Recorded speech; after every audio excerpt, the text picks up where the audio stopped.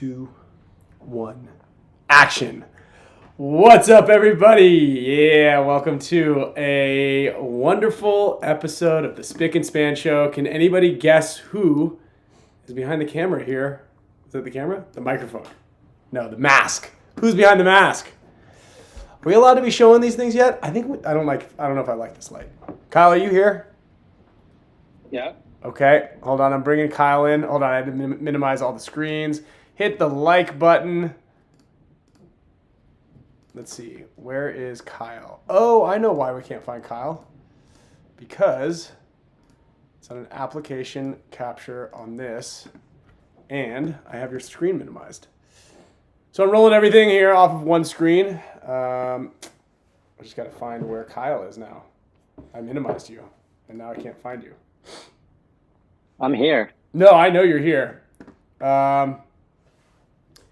But you were...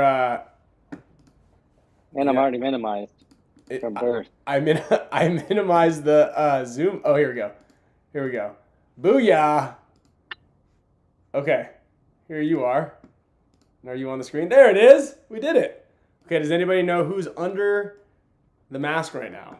The mask that I am not even sure if we're supposed to release. It seems like it should have been who can guess wrong. Who can guess wrong? Everybody says that it's Harry. Every single person says, this person named you Harry with like H-A-R-I-E-Y. It's Harry. Actually, it's Harry. It's Harry Joe. in the birthstone goggles. Okay, real question here, guys. I'm actually impressed. Yeah, that was pretty good. Like there's a couple Joes in there. Joe's big. We've got a great Joe story for everybody here.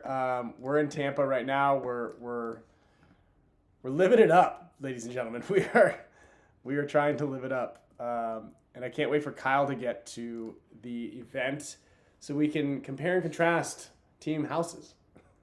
So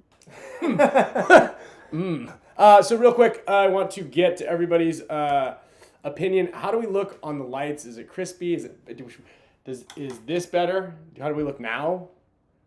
Kyle, what do you think? Is this too bright? Is this better? I mean, it works. That's less yellow. Which one's better? Your head's a little shiny. My face is super shiny, huh? Well, I got my light over here. I can turn that down. I mean, my lighting's like almost perfect. Thanks, dude. My light is almost perfect. I think this is good. I think this is all right. So anyway, welcome to another amazing episode of the Spick and Span Show with Kyle Spicka, Brian Greenspan. If you haven't figured out what the name came from, that's what it is. We got Harry Fry here. Everybody is actually out on vacation at the beach right now. About 45 minutes ago, I forgot how. I thank you everybody who's on the East Coast and everybody else who is even further east in Europe and everywhere else because it's 7 p.m. and it's like dark outside. It's nighttime. It's like dinner time, you know? So thank you everybody for tuning in with us. And yeah, man, it's great. It's great. We're really excited that you guys are all with us. We're on episode 331, which is pretty cool. Wow, that's a lot. That's a lot of episodes. That is a lot of episodes. 331. We really don't take... It's not going to be dark for long because there's a holiday on Sunday. My favorite holiday. Yeah, the sleep-in holiday. Daylight savings. Daylight savings. I get more light. The sleep-in holiday. Yeah, that's right. It's daylight savings. I actually didn't even know that, but that's exciting because now there's more light. There's more time to do stuff at night. It's harder to put the kids, if you have kids, for those of you who got kids, it's harder to get them to sleep when the sun's still out, though. Just the circadian rhythm is thrown off. You know what I mean? I don't know why we still do this. I think we've talked about it. I think we talk about it this time of year and in October, November when World Cup happens every single year because we're like, let's learn a little bit about this. But I thought the Supreme Court signed a conjunction that banning that forever. A conjunction. They did? Yeah. When was that? Well, it hasn't happened. A bill. Conjunction function. Oh, yeah. Conjunction function. What's your function? Also, just a real quick shout out to all of our show supporters. I see Nate P in the house that just joined. I think we got Phil Burr also joined. So thank you guys. I'm gonna put your names on the wheel of names, and make sure that there's some prizes that we give away at the end of the show. All the prizes are in San Diego at the moment, but those of you who won last week on the show, I made sure to ship all those before we flew out here. We're going to talk a little bit about practice, how it went with the three-way practice with Kyle on Diesel and the Impact and X Factor guys. Talk a little bit about 12-way practice you guys had? The 15-way practice at Tiki's that we had with the Tauntauns, the ML Kinks, the... NYX. Yeah. NYX. They're not ML Kings anymore, they're NYX. They changed their name this year. A lot of the same people. Okay. We had the Russians, Aftershock, the Shock Kids. I feel like there's another. We played a little bit of the Sea Dogs. Sea Dogs, also Infamous and Arsenal were there. We didn't get to play them. They got their own field. But we they were there. We had 7 teams on our field. There was 2 down there. There's some there's a little traffic. But you know it's actually kind of nice, and we'll come into it a little bit. But it's a guarantee that the field played differently on turf than it did on Florida. Dude, Florida grass kicks your ass. So shout out to Keith Brown and all the guys on Damage who've been playing on Florida grass their entire careers and somehow still managed to walk for all this time afterwards.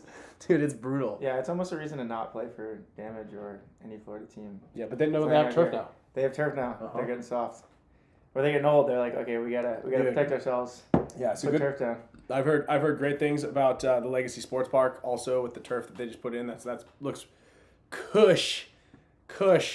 So I hope that Chris Shear is having a beautiful time over there in Lakeland on that turf that they just put in for him.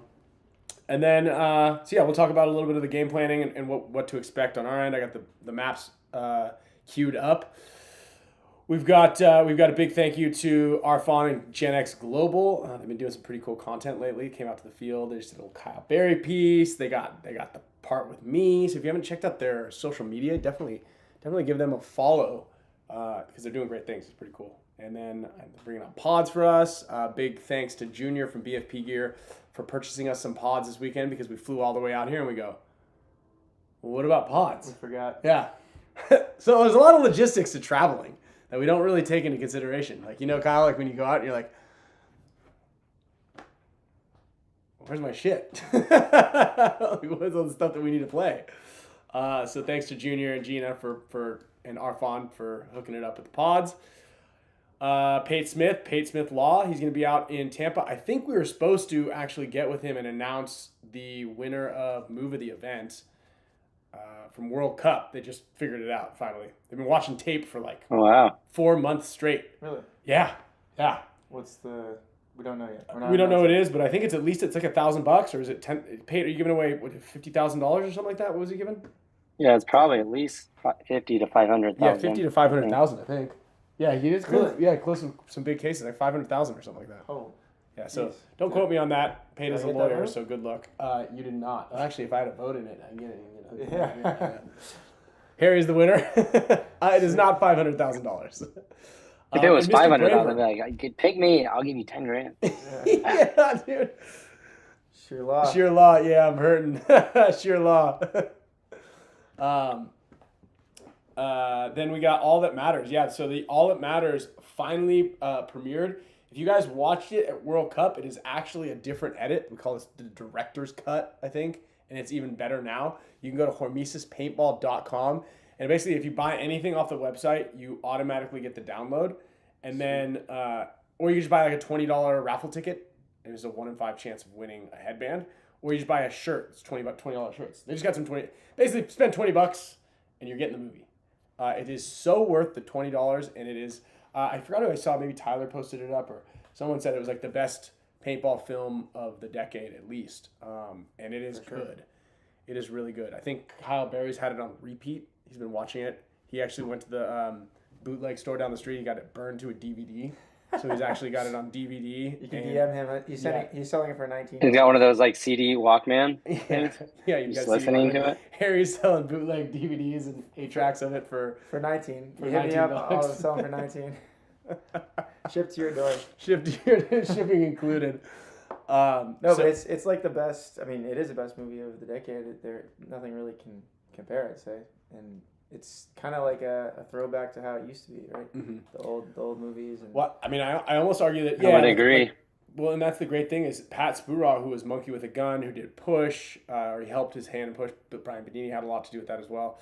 He did Serial Killers 1 and 2, and those were epic films that were like, it's not even like they were just mini stories, right? And it lends to other extreme sports type flicks, like you watch a snowboarding video, you watch skate videos back in the day, even now surf videos, all those type of like kind of extreme sports. It follows a handful of team riders or a handful of elite athletes in that sport who all just kind of excel at what they do. And it's got a really unique story because there's a lot of the behind the scenes that a lot of people don't know. I mean, the Bart Yak and the Yak Mac family part is very powerful. Mm-hmm. There's a really great one on the Edwards brothers.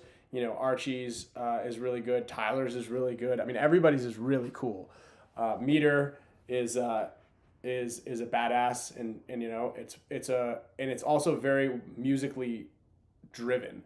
And yeah, Brian Booth, good point. Some of the camera angles are unreal. They like a lot of the fields were set up and they have these really long lens focal points. It's not just get as close to the action as possible. It's very cinematic.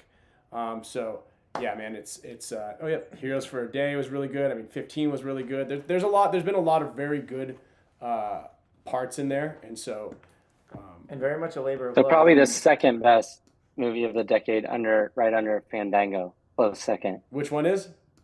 Fandango, this movie. Yeah, Fandango is up there with the greats as well. Very not paintball centric, but it's definitely my favorite movie to show during the holidays. Because or like 2 a.m. It's a great flick to watch. Yeah, and very much a labor of love. I mean, Alex and HORMESIS team. Out of the way here. They did this really for love. I don't think they really plan to get any of their investment back. Spending like 2 seasons or at least a season, following players around, flying people out, paying for hotels, all that. The filmmakers or the videographers, and it's really just for the sport. And it's killer. Yeah. So thank you guys for reminding me on that as well. And did you say where you could go watch it? Yeah, so go to HORMESISPaintball.com. It is online there. All you need to do is buy an item from HORMESIS. And I believe one of the cheaper items is $20 for a t-shirt. I think it's all the matter shirts, or you can buy a raffle ticket for $20, and I believe that raffle ticket gives you a 1 in 5 chance of winning a headband. So again, the video in and of itself is worth the $20. So go to HORMESISPaintball.com after the show. Of course, I don't want you to be watching 2 things at once, because there's going to be some really good stuff coming here on this show.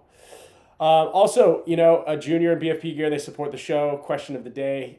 He was supposed to be here for question of the day, but he was getting a little stir crazy in this house with all the people, so we went to blow off some steam at the Hard Rock Casino. Not sure if I was supposed to tell you that, Gina, if you're watching the show. Junior is out gambling right now. It's just our paint budget. It's our paint budget. But you can get these shirts, these Dynasty merch over at bfpgear.com. Also, there's going to be on Thursday at noon Eastern, 9 a.m. Pacific, and then I don't know how to do the math after that. There is going to be some limited edition JT goggle drop. The Ice series for the first 3 months are being released. Again, I'm pretty sure I'm allowed to show these. But if not, we've got the Garnet, we've got Aquamarine, we've got the Perps Amethyst. So I believe it is January, February, March, or it's January. I know Amethyst is February. I'm getting text messages right now. I might be getting yelled at. So noon Eastern, these things drop online at your favorite retailer, which is obviously bfpgear.com. JT Paintball will have them, and Dynasty Paintball will have them, dynastypaintball.com. Also, we're going to have we already have all this matching stuff, so this is the idea, right? Get this one, you can match. It'll look cool. See?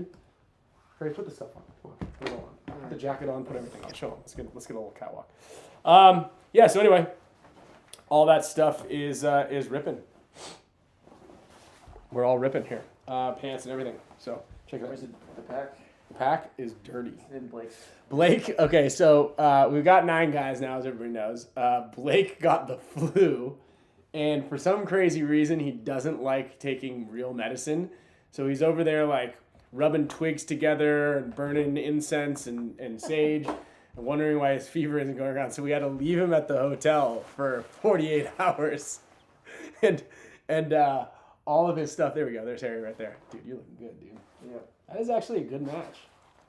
Garnet stuff, minus the goggles, are available on dynastynb.com.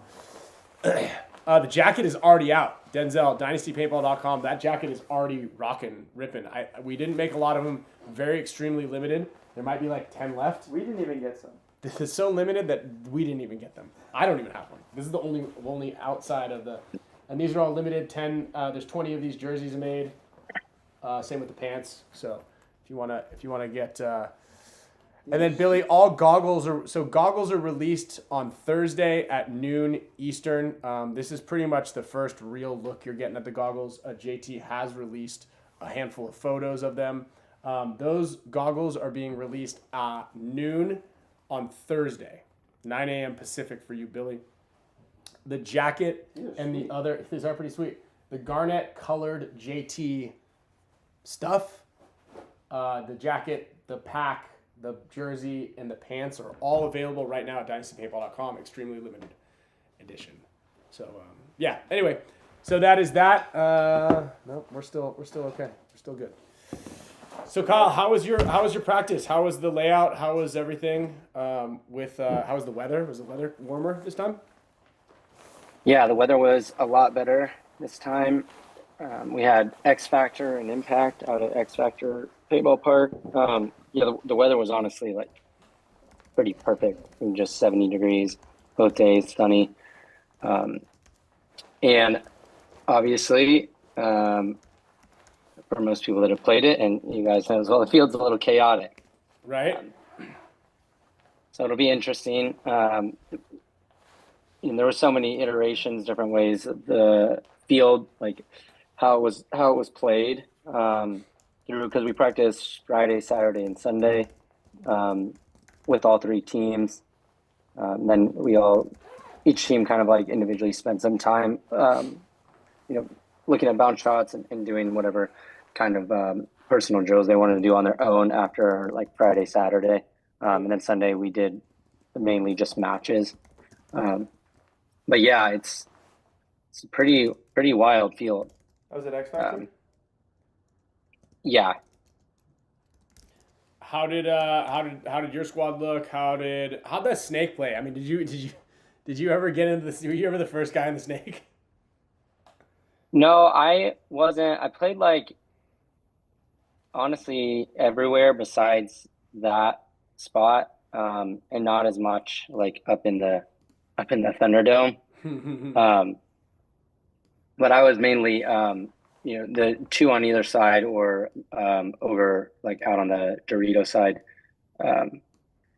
The snake was interesting. I mean, it's a little crowded. I feel like it's crowded, and there's a lot of different people that can see in there, and also, once you do get in there, the other team I feel like is able to get in there pretty easy.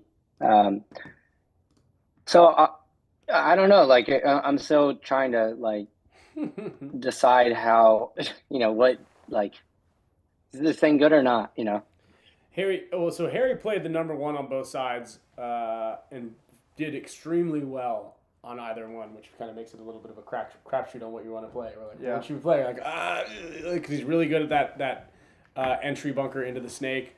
Did that really well. It certainly helps to be able to stand over the top of that. Something that Kyle and I don't really get to experience unless it's like early in the morning or late in the evening when the bunkers are deflated slightly.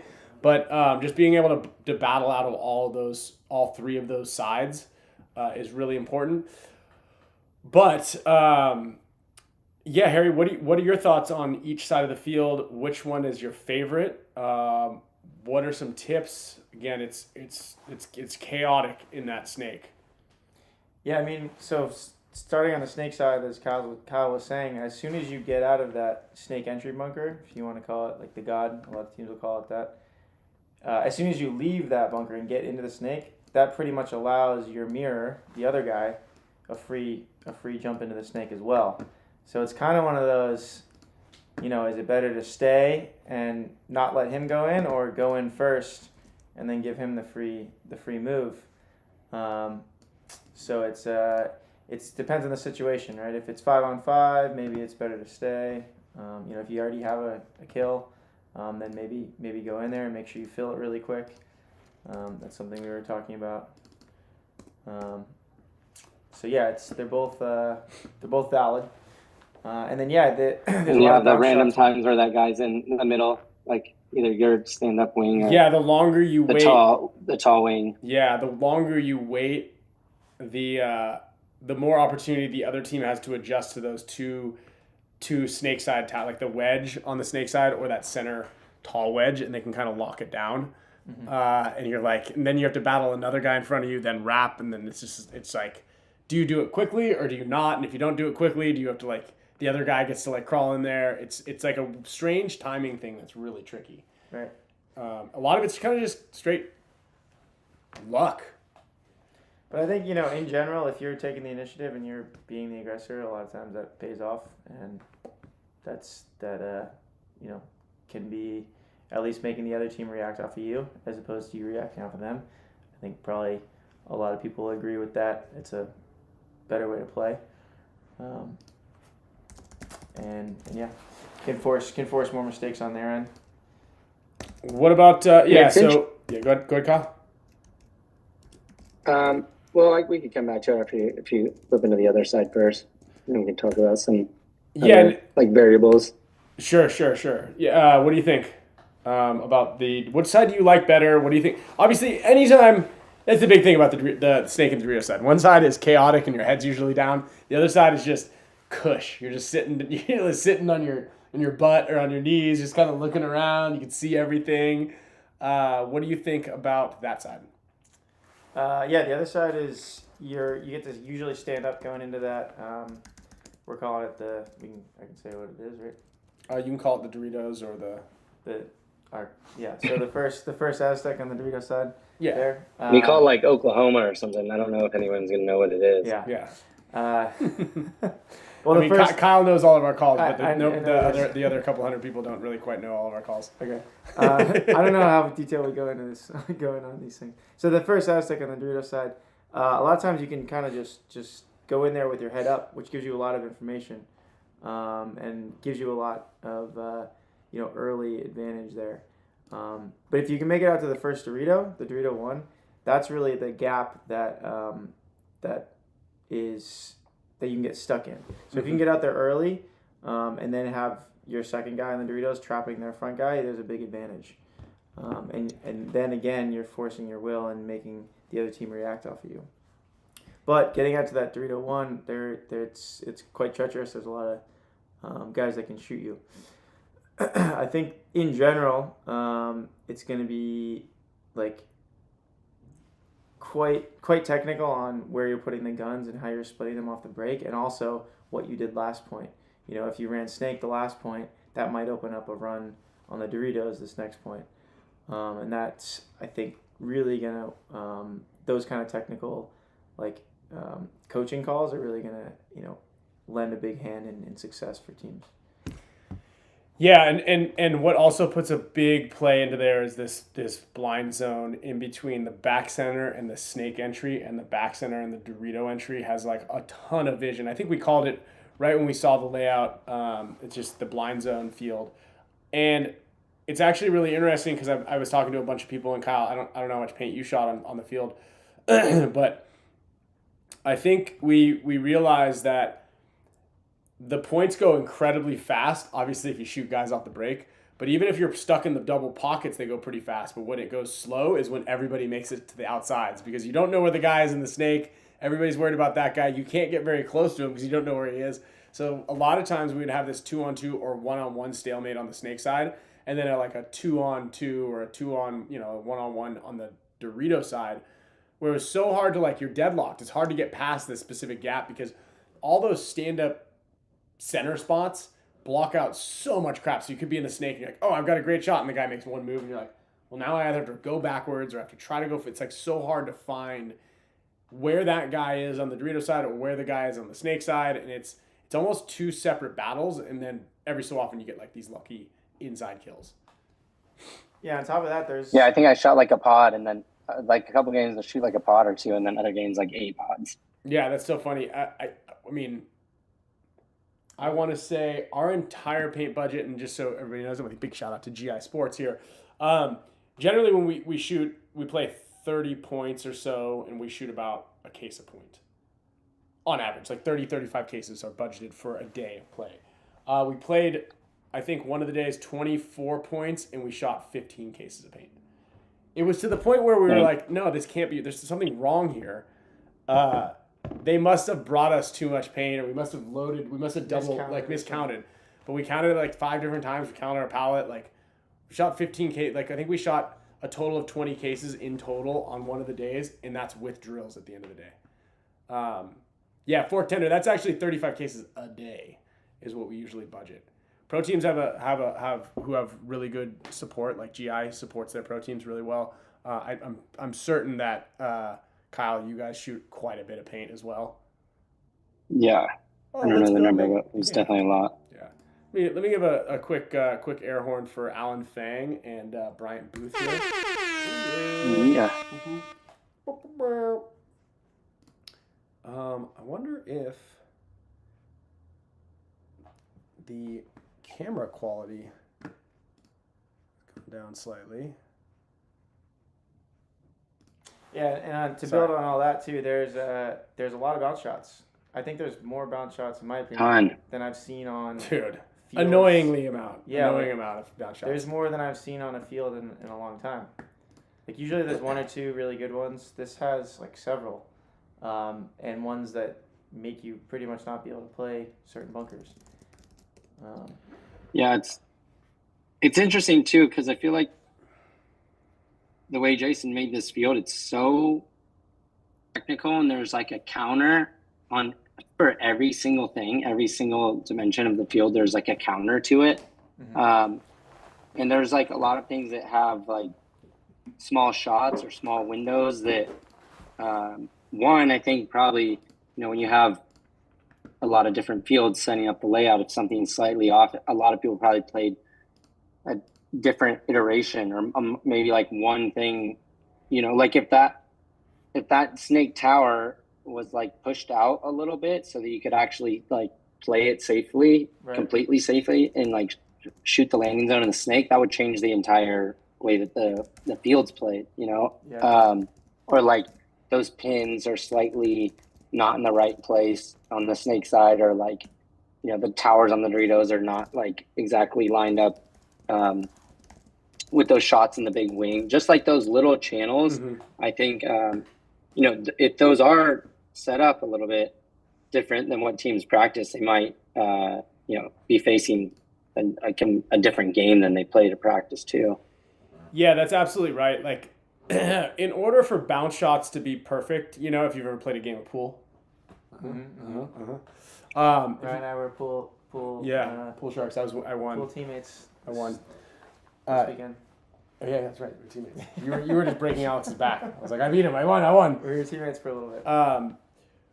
It's like you're off by just a tiny, fraction of a degree, and that ball doesn't go where it needs to be. So when you're looking at it on a paintball field with these bounce shots, and you need to like bounce something off of something to hit this guy way over here, if there's some pin or anything that's slightly off, then it really does throw the whole thing off.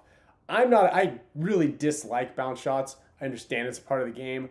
I just don't like it when you have like this great play, or you finally got dominance on this guy and this ball just goes bloop and hits you and you're like, come on.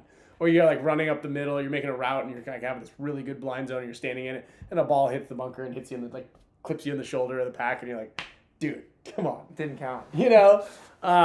So yeah, like every part, every section along that 50, snake 50, dude. And center wings, the Dorito 50 area, there's just tons of bounce shots that go in there. So it's like, better get on the outside if you're in one of those 50 bricks. Exactly. And then also in the middle, it's just like you have those 2 stand-up wedges. And it depends, obviously, the paint, how brittle the paint is will have an effect on all this too.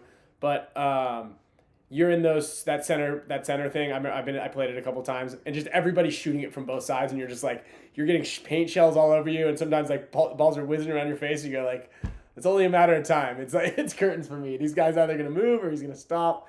And then of course the guy goes through your lane because you're like kind of flinching a little bit, and it was like, what am I even doing up here? I think he did a good job though with the field that like, if you're spending a lot of time doing bounce shots, other people are going to make moves. Like it's not one of those fields where it's like you're doing a bounce shot and you have a guy trapped. Like if you're shooting a bounce shot, there's something else that's open.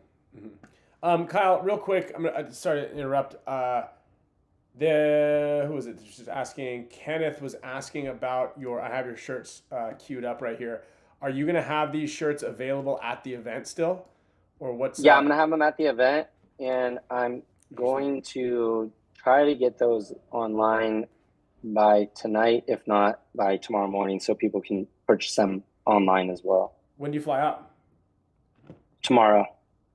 Nice. But those shirts, if you bought online, they're not going to ship to you till Monday when I'm back. Right.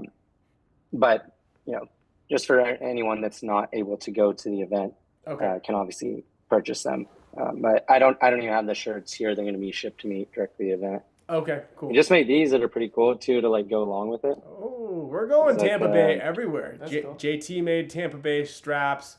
I like that right there. Goes well with the. That's dope. There you go. Yeah. Nice work. Yeah, good. Yeah. You guys got some good stuff. So yeah, it'll match the shirt. Get the Tiger Wear shirt. I've been rocking my hoodie all week long. How comfy is that thing? Dude, it's nice. I flew in it. And it's nice because it's not too hot. I was really worried. Like, man, I'm going to have this like heavy sweatshirt with me because it's like got a nice weight, but it's not hot at all. Yeah. That's yeah, it has like room and it's like a weighted blanket. It's like a weighted blanket. Yeah. No, it's super nice. So yeah, tigerwear.co. Dude, we got drops happening everywhere, ladies and gentlemen. So where did everybody else dude, Noel, you're absolutely right, but I did share a room with Harry because Blake was sick, and I was sick. I've been sick for a month. Still kind of sick. And then I got these kids, these twins are already kicking my butt. And somehow Camille's hasn't been sick at all. I don't get it. But yeah, Blake was dead. Like he was dead. Yeah, he played a point and then just went. Yeah, he got all dizzy and had to like sleep in the car. It was bad. So we put him in quarantine, but he was Harry's roommate, and these guys don't like AC. They turn the AC off. They keep the windows closed. It's like also hot box the place. We keep the window open. So I did room with Harry, and I've roomed with Harry before. Harry's a good roommate. He's a team player. He's a team player. One of my secrets is he doesn't smell as bad as you think he does. When you go to the and he always has snacks. Harry is always loaded up with just treats and snacks and like not the best quality ones because they're usually they're like free, so they're not like high quality. But except now you got the pretzels. We're loaded up on the pretz. There we go. You got plenty of these snacks. Stellar snacks. Hooked us up. Hooked the whole team up. Mm-hmm. Yeah. So let's get. So what do you think, Chris? Stop it. Harry gave me chocolate in Vegas. Did I? Was it in Kyle Breathe? Was it in a wrapper or was it just kind of like hot in his hands? Oh, I have chocolate. I believe it, dude. I got chocolate from Guatemala. Really? Yeah, it's super good. Okay. From the island in Guatemala. He bought a bunch of tortillas in Guatemala, and like tortillas that you buy at like the store, but not the store. Like No, it was like Explain grandma. this. It was in Guatemala before practice, and the tortillas are super good, and it's like just a big bowl of like those little tortillas. corn flour stuff, and they just put on the thing, hit the thing, and then there's a tortilla. Like swamp it down, the tortilla. So I went up and I was like, well, I got to bring some home. I'm going to Ryan's house. I know Ryan's gonna munch on these. Mm-hmm.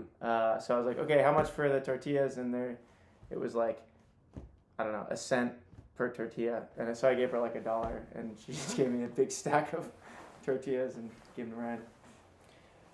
Chocolate pretzel. See, Orlando knows the joke. We gotta watch. We gotta show you guys some movies. Excuse me, sir. Can I interest you in a chocolate covered pretzel? What's that? You haven't seen it. Does anybody else, aside from Orlando, know what movie that is? That's from? I know we got some people that are our age. Yeah. Mallrats, dude. Oh, Mallrats. Yeah. That's a fantastic movie. Well, Kyle, Look at that. Kyle, if I give you chocolate, then I want chocolate back. Congratulations to Kyle Breath. He just got married last weekend? The weekend before. Congratulations regardless. All right, you don't owe me chocolate anymore. That was your wedding present. Yeah, that's my wedding You had a present. wedding present. A year behind. Kyle, how did you guys look? How did X Factor look? We'll talk about kind of looks from the teams that we played. I would say, I mean, we were playing good. Everything was like kind of split. I think probably Impact looked the best by Sunday. Friday, everything was kind of split. It was kind of like, I think how the points went, it was like a round robin, like Impact won more points against us, and then we had won more points against X Factor, but X Factor won more points against Impact. But it, like, I don't know, it's kind of just how the breakout like shook out, you know? Mm-hmm. I would say as far as like consistency, like on Sunday when we were doing matches, Impact was by far playing the best. This field is interesting mixture of like risk and survivability. It's like, you got to make the right decision at the right time. And then if you didn't, you're in trouble. If you get shot, you're in trouble. So it's like, kind of that interesting risk game that I think is going to go on with this field. Yeah, it's this is the worst thing I've ever tried. Dude, this isn't eating chocolate. He put it in his mouth, and I'm like, there's no sugar in it. It's just pure chocolate. There's no like zero sugar, just pure dark. Dude, this is dark cooking chocolate, fool. It's good. This is pure. How'd it look out there? I mean, about as good as this chocolate. Yeah, dude.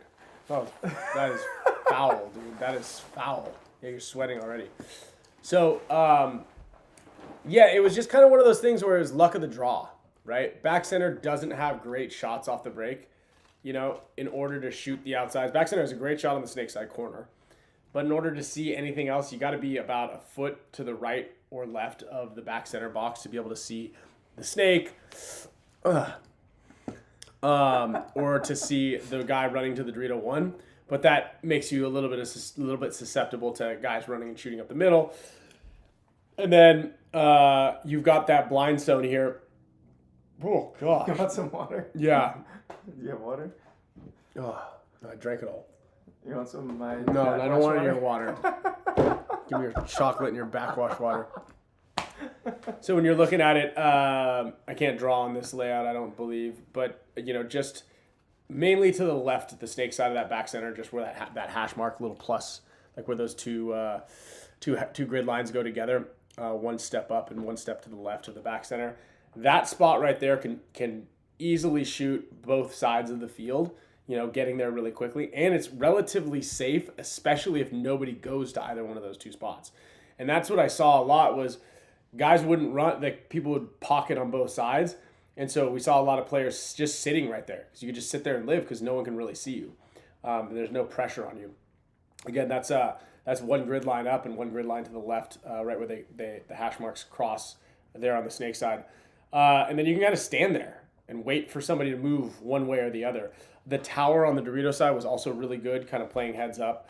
The tower in the snake in the dead center was really good playing across the field. So there's some good Dorito side locks, but for the most part, the snake side lock is a heads up, is what we know. I can also put the guns up or the layout and draw on it and just switch my screen to that if you want to do that. Yeah, you want to do that? If you don't mind. Yeah, just do this. Yeah. I can't. I worry about bandwidth. And if I'm only operating on one screen right now, so I didn't bring a second monitor. And all of the other, yep, allow, got it. All right, you have permissions now. So yeah, it was interesting, and I'll make your screen a little bit bigger. Yeah. So anybody who has any questions about the layout, but it was pretty fun, you know. Aside from when you're on your belly crawling around in the snake, you're like, oh boy, I hope there's no guy on the other side of me. Bring the overhead layout. I think is the best one. Also, the overhead. Yeah, so that way you can draw on it. This one's pretty good too. Well, let me just make the screen a little bit bigger, and maybe this will work for you. Comment below if you want to watch Ryan eat more chocolate. No, I'm not eating more of that chocolate. I'll tell you that right now, pal. You can get it right there from. It's 100% chocolate. No, I know. I believe it. I've had pure chocolate before. It just doesn't taste very good. Why does it look like there's a Christmas tree behind us? You see that? No, look at it. It's the water. See the water Oh, yeah, sparkling? it's the water. We're right on the water. This place is great. Yeah. So that's the water sparkling. Yeah, Sleepy Invader, is it safer to delay off the break and take your shot? I know what I can pull up here. Yeah, Kyle's going to get something. And you know what, Andrew? The Russians played pretty strongly. The team that gave us the biggest trouble, and I wish we got to play a little bit more, was the Tauntauns. They were sending it. They were sending it against everybody.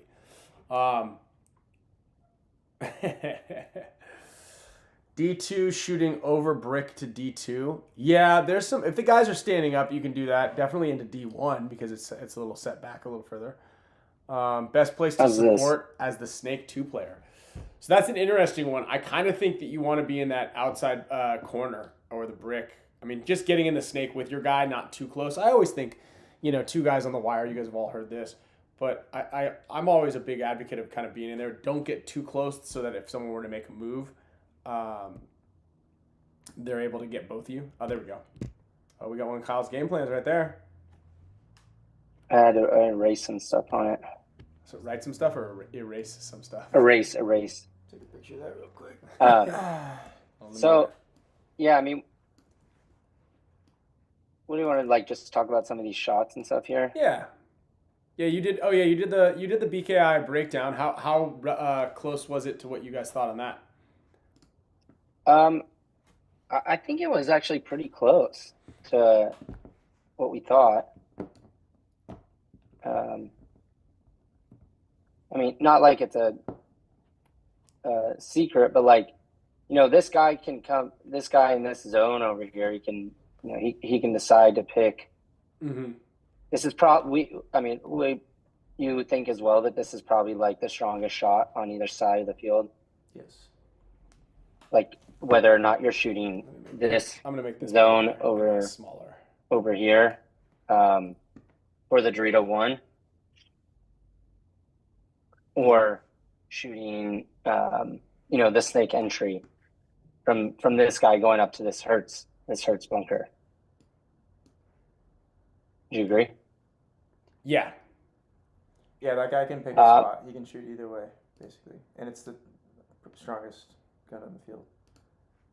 And I'm sure you guys saw your practice, and a lot of people probably saw people would try two people in this zone, one shooting either way. And then, but the other person that's there kind of, it kind of depends on what he wants to do after, Right. Is this open, or is this open because he ran to the Snake? Or does he go up with his guy? We saw that. in our practices too. Yeah. How where, like, many two times guys would go did you for the see guys doubling up the center, kind of right where your little dots are? Like if it was to come up here. Mm-hmm. Yeah. That started to happen, like, I feel like towards like the end of our practice, but I mean, I there was definitely like, you know, more people delaying in this zone with another body, whether they were, you know, shooting the opposite way of the tower, whether it was this way or shooting here and then opposite of the guy in front of them. Which to me seems like the strongest shots. But, you know, strongest in that, like, it's safe. Because obviously this one over here, you know, you can still shoot the Dorito side from over here. Slightly more dangerous though, right? Right. Yeah, the further the further back you are, you might have more vision, but the bad guys have more opportunities to shoot you. Yeah. Yeah, I mean, like, you know, and because here, you know, there's obviously a little bit of like, you know, a chess game going on with what their stack looks like. Is their back center shooting at you? Are they going two people out? You know, and what I'm talking about here, which is just like, yeah, so the back center can see more on the Dorito side just because there's the one less, like, a pin essentially, and that's but by that I mean you can see more on the inside. So the inside of that tall tower on the Dorito side. So you can kind of see if there's two guys lined up on the box, what are they going to do? Are they going to run wide? But once they run wide, that can on the Dorito side blocks everything out. So Jason did a very interesting job, really good job, and it's interesting how well he does this. So like his addition, dude, I totally agree. His addition of the pin on the snake side, on the inset, opens up the run to that snake's head temple, but there's a lack of stuff outside of that wedge on the snake side, right? So the back center can kind of see if someone was making a big run on the Dorito on the snake side. However, on the flip side over there, on the Dorito side, the back center can see more on that interior spot from the back center to the insert on the Dorito side, but can see far less once the guy crosses the Doritos because that big can is there. So really good job on his placement of all those bunkers to, like, one side you can see more of in the middle, but less on the other side. One side's safer to float. One side's more dangerous. What is more advantageous. So yeah, that's pretty cool. Was this like just a little sliver here too for you guys? Yeah. The inside of the yeah. And you can't really see, you know, you could put paint maybe over top of this, but for us on our field, we couldn't see the outside of this from the back center. No, you can see the top of it maybe. Yeah, the top. So what made it top, interesting? half of the top. Yeah. Like what made it interesting, because this guy, since you know, he was he's blocked out by this can from his mirror, so like this guy's able to kind of wrap a little bit, right? Both guys are kind of doing the same thing. You know, they're out wrapping, looking to see if there's someone there, or, you know, maybe this guy is shooting across at them, which this guy you can't really deal with. And like, that's sort of like, you know, if there's maybe something like, could you shoot that hole if you guys are both mirrored in the Dorito Aztec? You could shoot a little tiny hole in between the pin and the big can and the 50. Are you saying to prevent the guy from going to D1? Like this? Or are you talking about to prevent the guy from going this shot? D1? Yeah. No, so mirror to mirror, Aztec to Aztec. From this little step out kind of. From the bunker, at least on our layout. There was a little sliver where? So like where your green line is basically. Like, so you're preventing your mirror from going. Oh, I see what you're saying. So it's not green. Not right there. Yeah. It's just to the left of that. It's like this. Yeah. So you could kind of thread the needle, but you could definitely see if the guy made a move. Did you guys kind of like that? Yeah, exactly. Yeah, that was there to shoot, and obviously, you know, what's interesting is you could, you know, play you could play the inside a little bit back on the guy. Yeah, and Joey had a good question. Did the Hertz center tower have the snake beam bounce into the gap? So technically, yes. The Hertz tower couldn't see the guy dive into the snake, but he could shoot the beam, and it would effectively prevent the guy, or wouldn't really prevent him, but it would probably hit the guy if he did decide to dive into it. It wouldn't bounce into that insert bunker, though. And that's the Hertz bunker shooting straight ahead off of the snake beams. Yeah, that was it. Yeah, kind of like from here, are you saying? Yeah, so you couldn't really see. Oh, we couldn't from our field. Well, no. Are you saying that in this insert area? Yeah. You have to bounce. Yeah. We couldn't see it from the bunker. Into the Aztec. Yeah, this view looks like you can just see the gap from the. So that's what I thought too, and I because our field looked like this. Right, and you'd be if you're sticking your body out to shoot that gap, it doesn't feel very safe. Yeah, you're. Yeah. And that's what we're talking about. You know, like one small inch one way on a couple of bunkers could open up some significantly larger gaps. Right.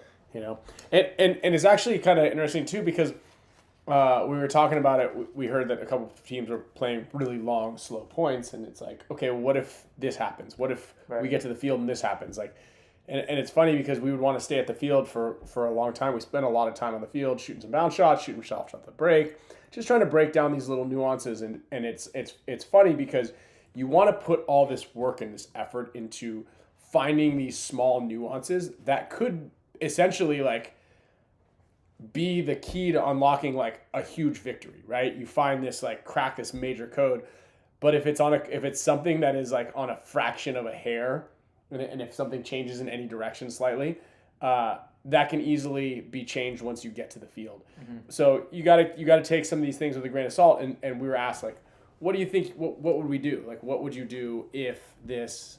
You know, how do you deal with X, Y, Z? So if you're a pro team and you're playing that bunker and you're gonna walk the field, you know, on Thursday, that's probably the first thing you're gonna go look at. Especially if you're that guy, like, okay, what does this shot look like?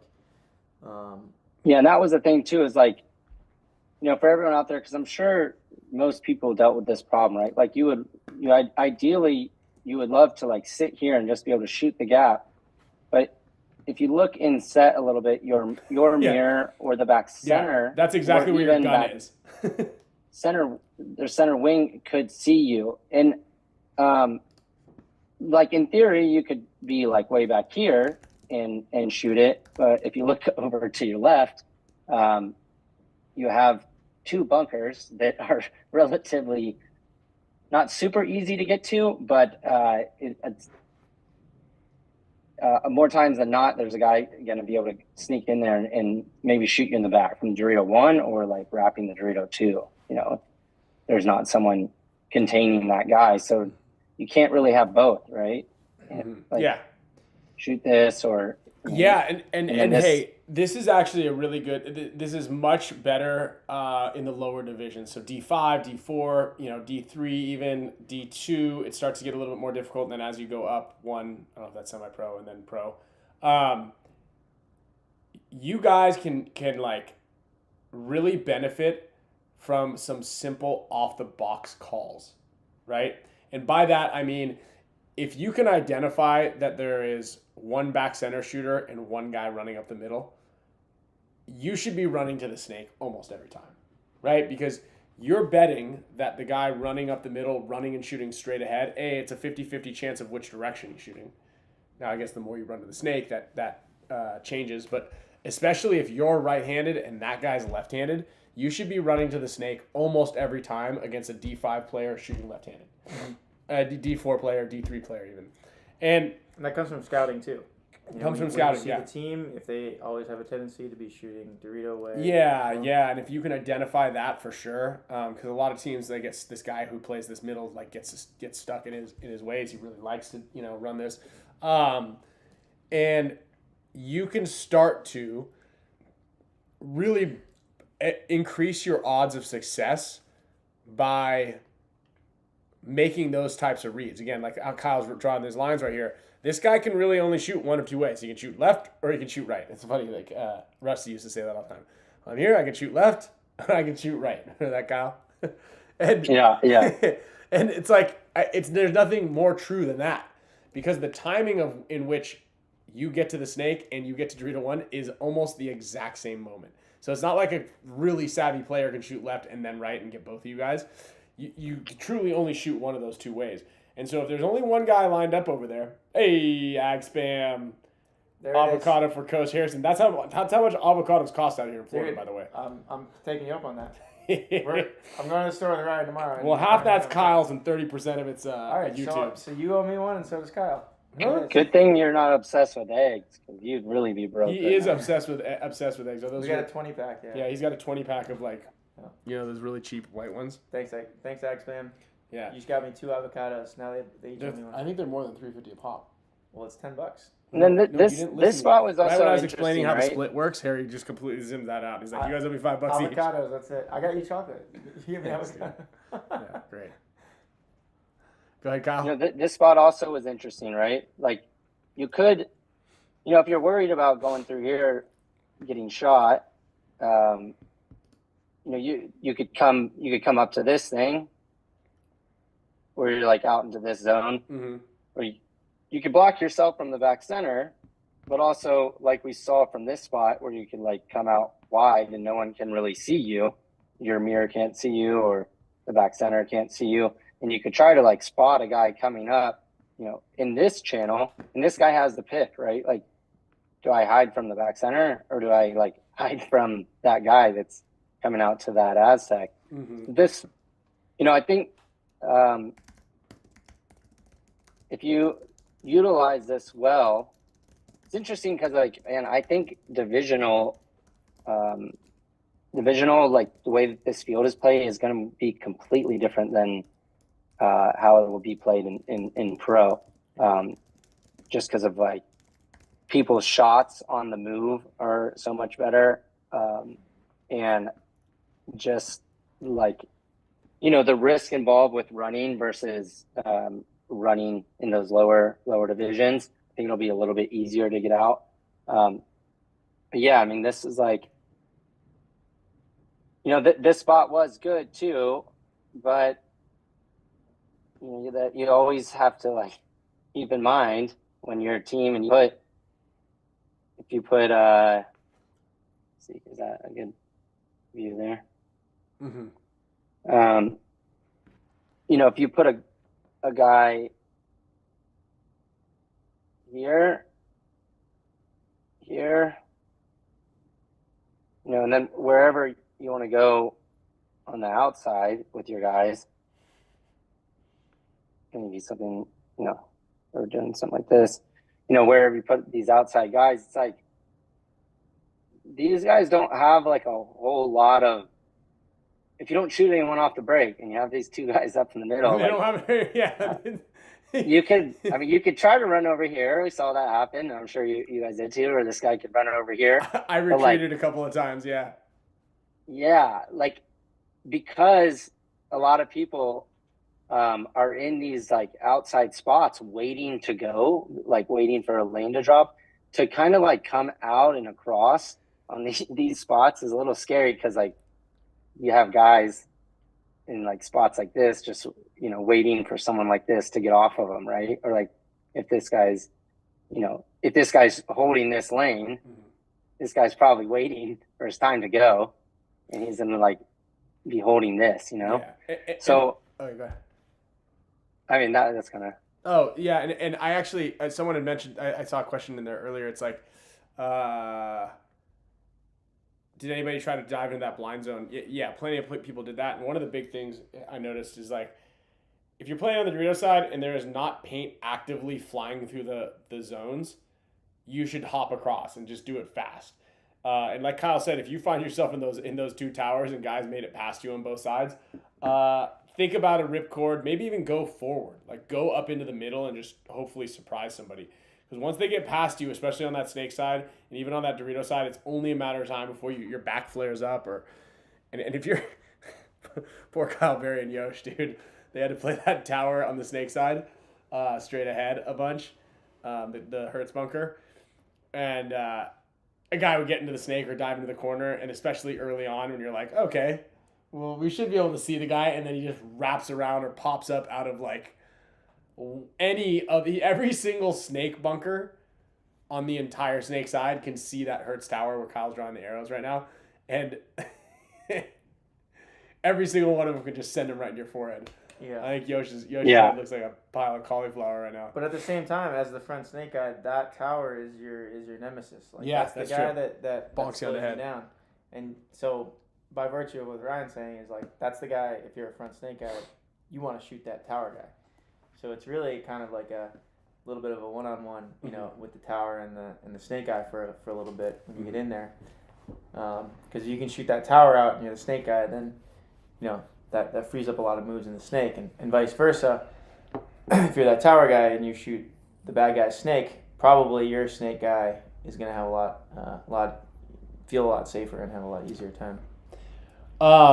Yeah. How many people in here do not have a coach, or how many coaches in here are like kind of I don't know what exactly, I don't know what the best course of action is. Like, I'm having bad luck with kind of calling my plays.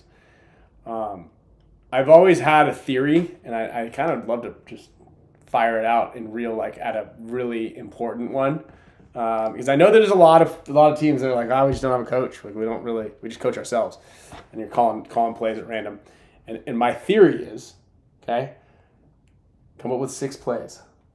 Just 3 snake way, snake off the break, Dorito 1 off the break, pocket, double center, whatever. There's 3 simple plays. You can find them. I'm pretty sure Kyle and them did some plays on BKI Paintball on their breakdown of that field. And I'm pretty sure you played it enough to be able to, like, I think we got 6 plays. And then get up just a dice, 1 die. That might be. And then, dude, it's because honestly, and Bobby mentioned, it's like so many options, right? And Kyle, you and I were talking about it. It's like, all right, I'm going to run to the tower. I'm going to shoot Snake Way. And the guy runs to the Doritos. You're like, all right. Yeah. Well, they're not going to do that again. I'm for sure going to shoot Snake Way because, you know, that's how that works. Nope, they ran to the tower. All right, I'm going to shoot the Dorito Way. I ran to the Snake again. It's like, dude, come on. Right. And then, or they didn't run at all. You know, talking about, I think Joey's saying that could the tower do anything to stop the snake? I mean, the only other thing is that you know, sticking out far of this spot, which just exposes you to like the back center and like that center wing. But you know, there is that little cut there. But once a guy gets in the snake, like, yeah, this guy could potentially, you know, kind of monitor this. Mm-hmm. Kind of monitor this, but you know, if the guy's in this back little bunker, he's able to he might be able to go around without you seeing it. And then on top of it, like, you have, you know, you have this spot the guy can shoot you from. You have like this edge the guy can come out of. He can come here. He can come in this little spot. He can come out here. He can come over top of every one of these lines, you know, and like, there's just a lot of areas that you have to worry about. Like, as this one guy and this guy in the snake, he has like 10 different places he can come out and shoot at you from. Yeah. And you're in this tower just like trying to look at him. It's a very difficult job. And for that, I say you want to buy 2 headbands from Tiger Wear and Hormesis this weekend, because your forehead is going to thank you. Or wear your goggles on backwards on top of the goggles that you're wearing forward, so you have double forehead protection. Is that legal? I don't know, but we've definitely tricked people. Yeah. But like, I was putting this on as I'm feeling these forehead wounds that I have from that exact scenario, because you're sitting in that tower. Or you're either sitting in that tower shooting at the Dorito at the snake side, and a guy pops his head out and just whips you in the forehead, or you're in that little snake 2 angled bunker, and you're like, psyching yourself out to snap shoot with this guy, and right when you wrap, one of his balls is already in the air and just unicorns you. Yeah. And then looking too, like, I mean, without, us giving away too much of our super secret bound shots, like the ones that are obvious, like how we were talking about is, the shooting into this is going to come through here, shooting. Yeah, that one pretty there's much that one pretty much makes the those bunkers unlivable, right? And it's kind of the same on both Yeah. sides. And then like this one goes, 50 snake brick. off the can goes into here. Dude, we need a If you're on bounce this shot side. emoji or like Sound. graphic. Bounce shot. We're gonna make that. Sorry. Paying off here, going and going across this whole side as well. And there's the pin going into this thing. And then, I mean, this one too as well, it's like there's all across these, like there's tons of bounce shots.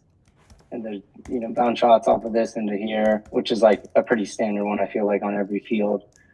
Yeah, that's I think the most important one, because people are going to get lured into going to that 50 snake, and it's Bounce shot. It's just Yeah. bounce shot. And I think a lot of players are going to get shot on that, on the pro field and on all the fields. A lot of people can see that's inside snake 3 bunker, and come Sunday, like in finals, people are not going to be in that bunker a lot. It's gonna be right, yeah. and if they're only going to be in there if they can live on the side of it, right? So if there's no one in the snake with them, they're living on the side of it. Reverse psychology. Yeah. We're going to be in it Harrison's every talking about time these because areas. nobody is going to think in their right mind that you'd be that stupid. They can't be this dumb. Yeah, they can't be that dumb. What idiot would go in there knowing there's this bounce shot? Oh my God, he's in there. For sure. Dude, that is the long. Yeah, what Harrison's talking about is con. being out here. Kyle's the ultimate. He's researched the long con. He knows it. Yeah. Mm-hmm. You know what that's from? The long con. No. Kyle. The Russians in chess. Dude, they Play the style for many years to a style that still made them competitive, but their plan was like after that that long 10-year spout, they already knew the next strategy they were going to do. So then for many years, everyone thought the Russians played a certain way, but then they had switched their whole strategy afterwards. Kind of cool. So you get it, like you do the same play for so long. Oh, where'd that just go? That eventually everybody's like, okay, we know what they're gonna do, and then booyah, we change it. We go to the ghetto. Mm-hmm. No one will ever expect it. You saying Russian Legion did that? No, dude. Just it's Yeah, a chess they thing. were all- It's like World War One. They were all grandmasters and they gave up to play paintball. It's a chess thing. Just So they were playing a specific method and way in chess for so long. I lost you here. Hold on. that eventually they decided to change things up on the fly, and then I like that. Kyle, you can jump back in. Old school. And so what they would do is they played for so long in the same fashion. So you'd always have like the same openings or the same strategies, and then all of a sudden, boom, they flipped it on us. It was the long con. Because everybody expected they knew how to beat the Russians, and then they didn't in reality. Because then What's sorry, go ahead. No, because I think I might have butchered it, but That's it. Yeah. I was I trying. have to look it up because I don't even know if that's fully true. Shit. Well, you heard it on the Spicka Span Show, so it's obviously true. I thought it was like That. World War One, like just keep going over the tunnels, over the. They'll never guess. We're gonna just keep going over and meat grinder. Yeah, and what the good news is that we've got over 200 people watching this right now, and nobody has corrected us yet. So I'm gonna go with it's true. Yeah. Hey, have you heard Ryan, it's more with like crypto stuff, but just let's hear it. trading. You heard the expression, we're in the trenches. Yeah, I'm in the It's trenches like right now, bro. I was in the trenches all Yeah. day today. Well, I was reading something the other day kind of that was good kind of look. good of like how the analogy makes a lot of sense because from trench warfare in World War One, it was like there was like this mass amount of people dying in the trenches just for like, you know, a couple feet of ground to be taken, which is kind of, you know, interesting that it kind of goes along with the trading stuff when you're like doing all this work and then like up and down. How's this look? Yeah, you're just kind of slowly chipping away in the trenches. Yeah.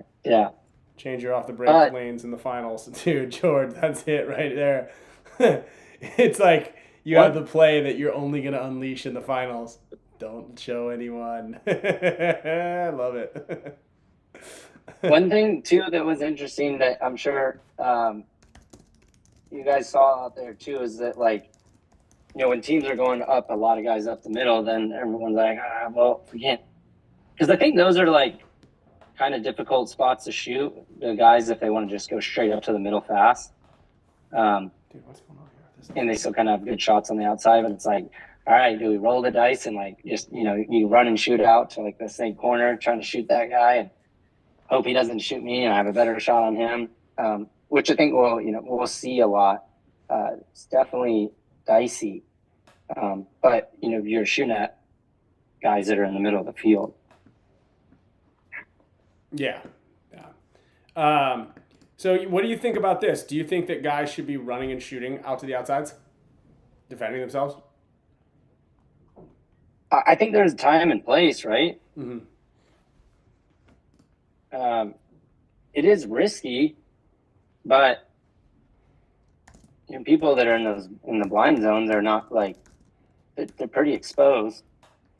So it's like, I don't know. If you have people that are good at running and shooting, maybe that's something that you utilize to try to, you know, take those guys out every once in a while. But you're definitely like rolling the dice, right? Like that there's a higher percentage chance that he's going to get shot off the break.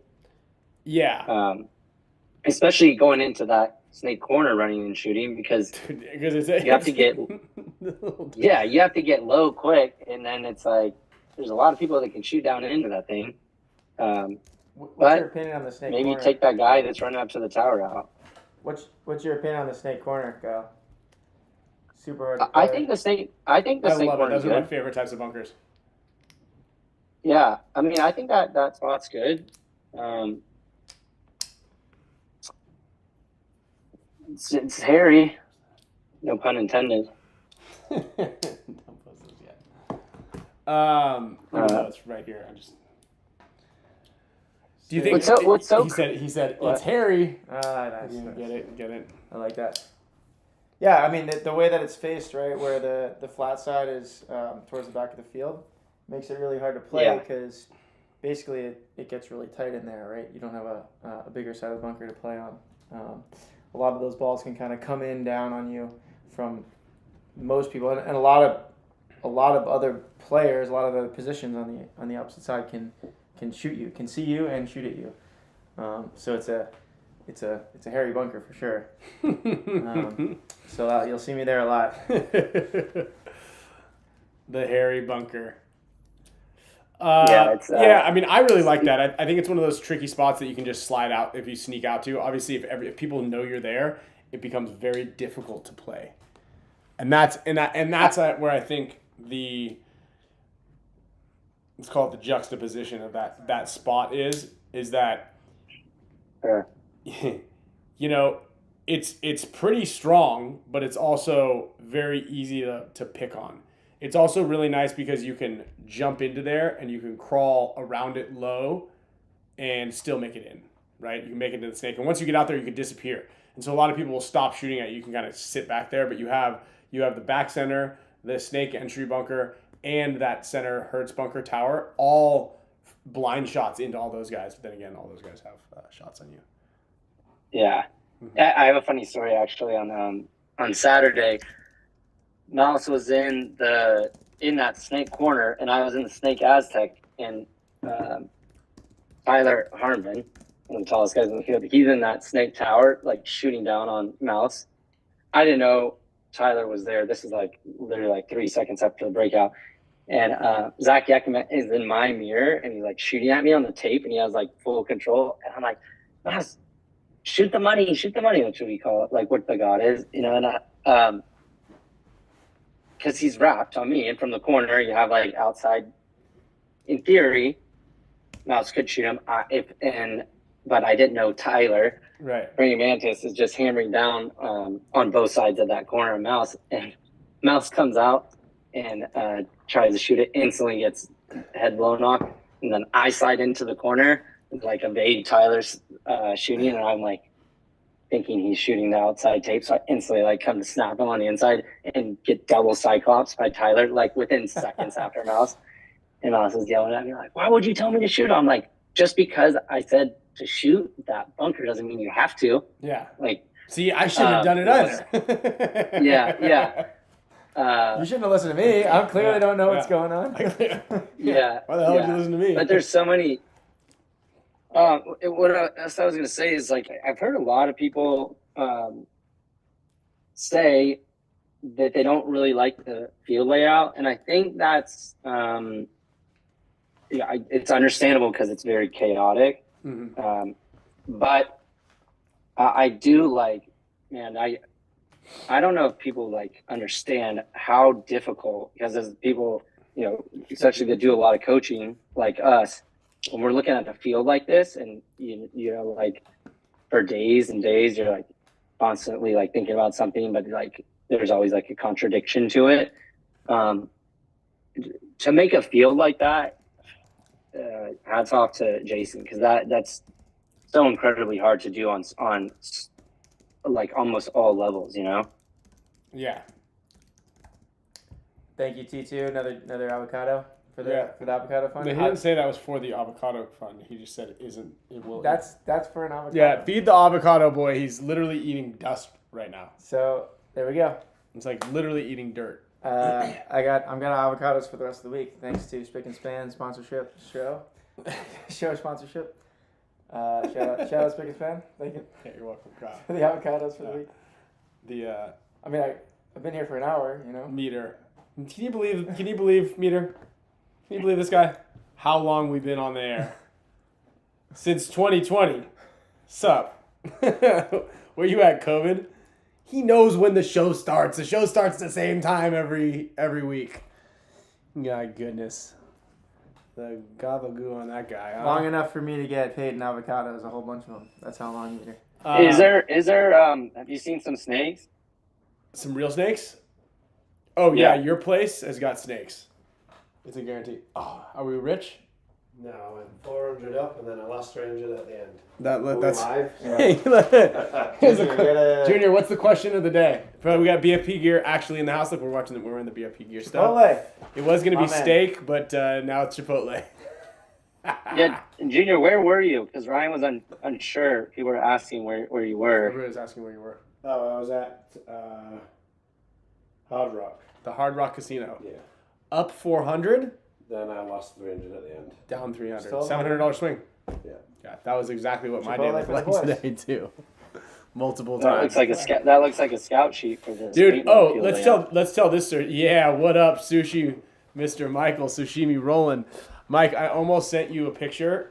So Michael, right there down the bottom is our sushi chef extraordinaire out there with the mac nut, the smoked macadamian salmon. That was the one. Can we get an air horn on that? Can we get an air freight? I thought we were gonna air freight it out here. Can you overnight that to me, please? Sushi God. So I think everybody understands that Joe Barrett loves sushi. But to the extent of how much he loves sushi, I've actually never really. He said it before, but I guess I didn't know him well enough to like know that how I mean, obsessed isn't even the right word. So he is there a muskrat on the roof? So he's the type of guy who Googles all you can eat sushi near me, which is that query has never gone into my phone or my search bar. But he looked up a bunch of sushi places. He got player of the day, so we're like, you get to choose lunch. He's like, I already know where we're going. I mean, he wanted sushi me rolling, but unfortunately, yeah, it's a little far away. But he travels. Mike travels. Okay. He'll be here. And so we go to an all-you-can-eat sushi place, which I haven't been to one of those in at least 10 years, maybe even longer, maybe 15 years. It's a crapshoot sometimes, you know? Yeah. This place was actually really good. It was like $33, all you can eat. It had this like all-you-can-eat menu. And Joe ordered, I mean, I don't know if you guys saw his I don't even know if I have it. The receipt, because they itemize everything. How many rolls? How many pieces? He only orders sashimi, and he's like, I wish you were here to explain this. And he's like, it is a rookie move. You do not order rice. You do not drink water because it makes the rice or everything expand in your stomach. Yeah. No soda water, no fizzy drinks, no beer. This is all rookie shit. You only fill up on sashimi. Then at the very end, you top it off with a little bit of rice. Dude, he ate several hundred pieces. Yeah, we killed of at least, sashimi. We killed at least 4. Not even the nigiri. Sashimi only. Sashimi only. Which is just, if you don't know, just a piece of fish. Just a piece of raw fish. And I mean, he's like, I want 50. And the girl, because it was all you can eat place, so usually she's used to going like, all right, there's 2 pieces of that, 2 pieces of that. She had to physically put, I know, I meet her, I said the same thing.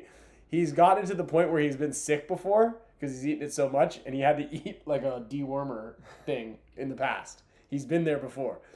Yeah, and baked mussels for dessert. He's eaten the mussels. He's eaten everything. Escalar, which literally, there is so many warnings. It's like, do not eat that. He's like, I'll take 20 pieces of Escalar. I'll take 50 pieces of... Is that like Kirkland escargot?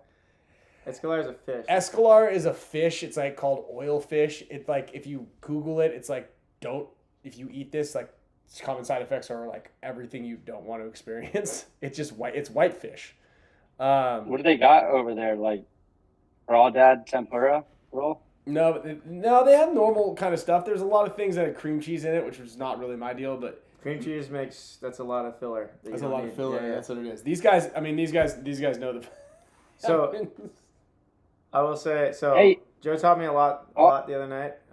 But yeah, basically, go in, you don't order any appetizers, no gyozos, none of those, like, no, what are those, the bean things, none of those. No edamame, that's just filler. The bean things. Just go straight to as many pieces of fish as you can get. No rice if you can. And it's not even like, it's not even 100, it's the reasoning behind it, he's not 100% like, I just love fish so much. So that's why I have to eat all this. He eats to a point where he's uncomfortable because he feels like he has to get his money worth.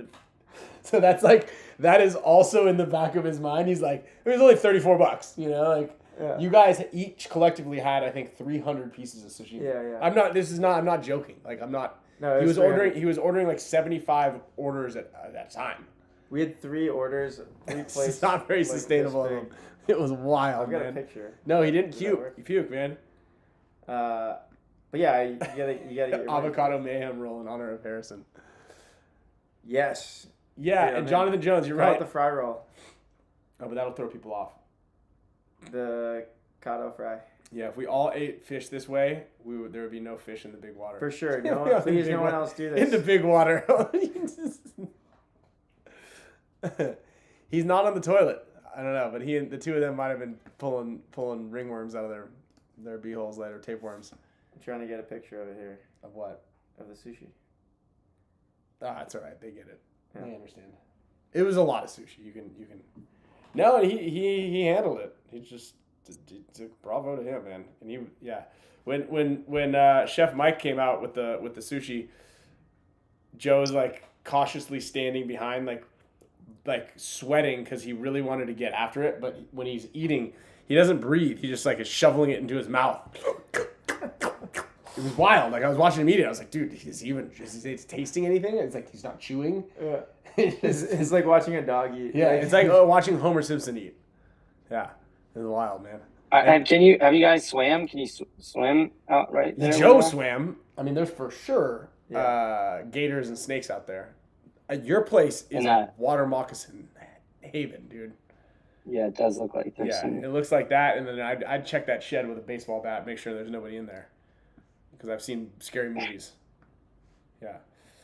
Yeah, so the receipt was great because they had to put every single piece of sashimi was Was a like single an item on the receipt. So just between me and Joe, it was 300 items, and then we had 8 other people who all got all you can eat stuff.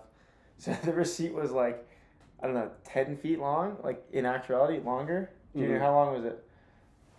10 feet. So like two people's, well, two normal sized human beings would be 12 feet. I'm 6 foot tall, so two Harrisons. They should have scanned the receipt. The lady said it was the longest receipt she's ever seen. Yeah, it was great. It was pretty wild, man. The sushi experience was equally as wild as the field experience, the on-field experience there. So You does it feel any different now that it's the Gulf of America over there?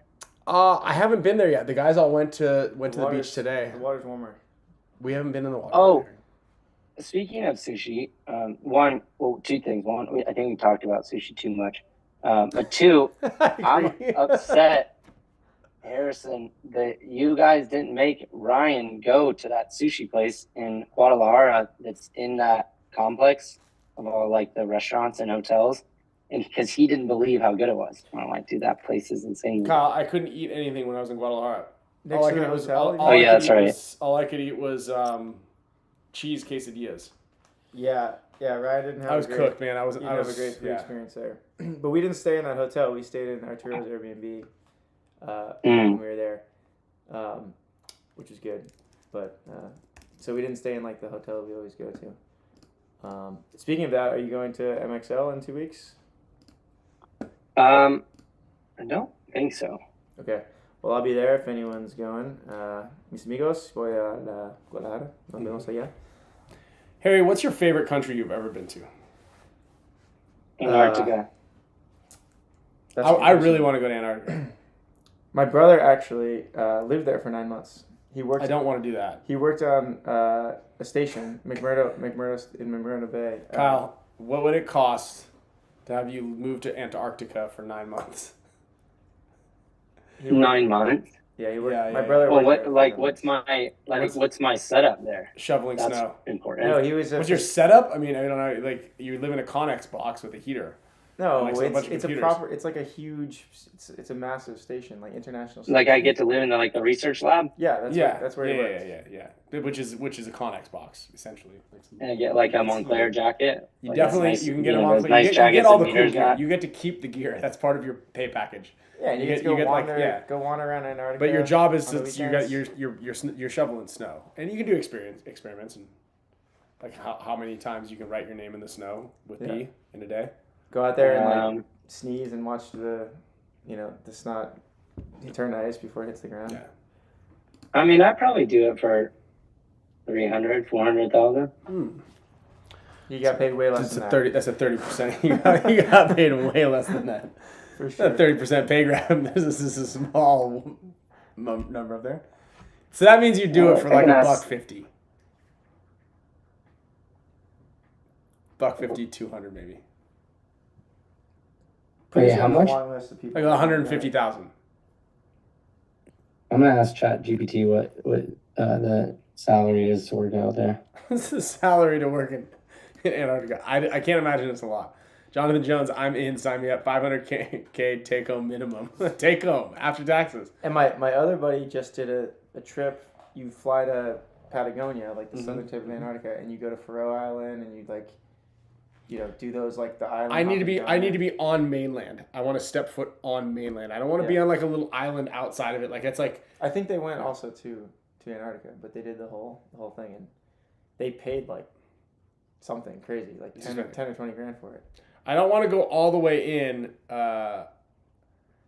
ChatGPT said it would cost $200,000 to $500,000 to be in Antarctica. Hey, ChatGPT, how much would we have to pay you to live in Antarctica? Yeah. Yeah, I'm pretty sure it's. I'm gonna ask that too. I'm pretty sure there's a long list. Like my brother didn't just get the job because he didn't just submit his application to get the job. A lot of people. He knew it. Yes, for sure. Because there's only like a few hundred spots. Think of how many people in the world want to live in Antarctica for 9 months. Yeah. I don't know. I mean, it's like, He was a facilities manager, right? Like in several different places. yeah, that's So what he Kyle's was, job the is, head- shoveling the snow. And No, that's different. Like Making the sure the- heater's broken. You're the only guy that can fix it. you do not want that type of, you Right, don't that want that was type of his stress, job. dude. That Yeah, was imagine, his job. Kyle, that's your job. Like, okay. You're in charge of the heater. If it goes down, everybody dies. Hey, Kyle, the heater's on the fritz. That was his job, dude. Wait, so it says support staff, cooks, janitors, mechanics, admin, 40,000 to 70,000 per year. Skilled trades, plumbers, electricians, engineers, 70 to 100. Scientists and researchers, 60 to 120. Medical personnel, 80 to 200. Yeah. Oh, Expedition leaders, 100 to 250. you could be that. It's like Most working of these for jobs people. Everyone include wants to work free for room and board, Dude, travel. Kyle, I could see you, Harry, I could see you making your way as like an expedition guy. Be like, yeah, people. of course I do. See, I only have a backpack. I'm showing up. Like, what do You you? don't have my just- backpack? My snorkel mask. Let's go over here to check out this snow a mile from here. There's more snow. It looks Yeah. like this. Where do you guys and want to go? over Check there. out some snow? I know where to place. But I I can asked see the emperor ChatGPT penguins. how much Emperor. would it need, and it said if I was a real person, you'd have to throw a big number at me. Antarctica is brutal. 150K if I could have decent internet, access to food, some kind of entertainment, comfortable compensation, 250K plus, full sun, 500K. That's what your ChatGPT says to you? Did you Yeah. train that thing? And I've trained- You. Uh, You've trained it. my Kyle- ChatGPT is Kyle Paul. PT. Mine knows what's going on. You've given all the info. Pretty cool. That would be cool. Meter, let's go. We're going to Silverton Thursday after the event. College definitely has full send. So, Spartan 11794. I'll pull Bear Grylls for 500K. 9 months, dude. Well, how much would we have to pay you, Spartan, to host the Spick and Span show for 330 episodes straight? Would you rather do that or go to Antarctica for 9 months? Harry? That's 330 episodes, one a week? Yeah, one a week, dude. You do the math, pal. Doc, you're the It man. hasn't been that long, has it? It's been longer than that, actually. We're going on our 5-year anniversary is next month. Wow, congrats. Thanks, dude. Congrats, Kyle. With that said, if anybody has any other questions going on, we could fire in some questions in the chat about Antarctica, then come back and do Spick and Span. I'll fund it with you. Dude, Spick I and think Span my Show favorite for was America. Asia though. Just because I haven't been there a lot, but Where? like Tokyo was sweet. Oh yeah. Asia as far as country. Yeah, so to answer your Sorry, I question, didn't- Ryan, yeah, we got it. Southeastern Asia is my favorite region on Yeah. Earth. 2 years ago, I completed the mission. I went to every single country in the region. Checked off the last one, which was Brunei. Which don't go there; it's not that fun. But I had to do it to complete the mission. Where is Brunei? Brunei is on the island of Borneo, which houses 3 countries. Which Borneo is probably the coolest place I've ever been to. They play paintball in Brunei. Yeah, I thought you so said went there. Brown Eye. Brunei, yeah. So they brought me there for a clinic. So I was in Borneo, not Brown Eye. I was in Borneo, which is an island, and they saw me on Instagram. They're like, "Dude, come to Brunei and we'll do a clinic." So they flew me over. We did a clinic there for a few days, and it was great because I was with locals. But that country without locals is not as interesting. Ooh, best steak you've ever eaten. Charlie's Steakhouse after winning World Cup. That's an easy one. I had Charlie's last night. Did you? Yeah. You went to Charlie's last night? Yeah. I was hungry. There's- With who? How far away is that? There's one right here in downtown Tampa. Who'd you go with? Oh, there is. I was running an errand. With Alex? Yeah. I was the wrong. I heard that one popular entertainment place closed down. That's very famous. I don't know forget anything the about name. that. I forget. I was just. I don't know anything about that. Best steak. I did have a really good steak, and I was actually telling Alex this last night with Philip Middleton. It was in Plano, Texas, I believe. and it was like this experience. Like all my clothes smelled like a steakhouse in my hair for like 3 days straight.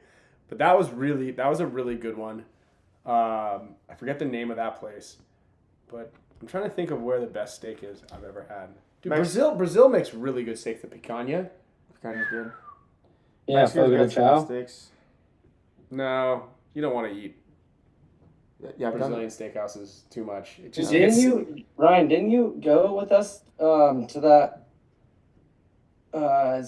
like place? It's kind of like Fogo de Chao themed in Prague.